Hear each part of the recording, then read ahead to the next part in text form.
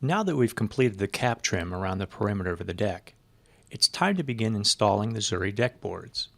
A couple of details to remember.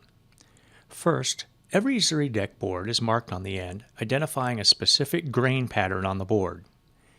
Even though these patterns are mixed throughout the palette of material, it's a good idea to double check them as you work across the deck to make sure that they're mixed throughout.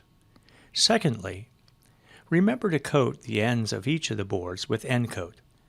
These details will give the deck the best finished appearance. Install the deck boards working from the outside in. This ensures that the final ripped board's edge will not be exposed but will be against the wall. Make sure to fasten the boards on both sides of every joist. Face screws must be kept at a minimum. Therefore, we ask that you use one of the two approved fastening systems, either the Camo Marksman Pro or the Ebtie Original Series Hidden Fastening System. For this installation, we're using the Camo system.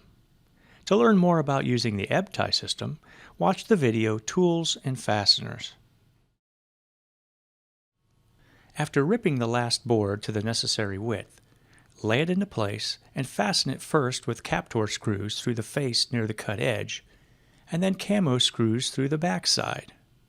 You'll need to remove the rear bracket from the Camo tool for this. The deck is now complete. Do a final inspection and cleaning of the deck. Many scuff marks can be removed using tape.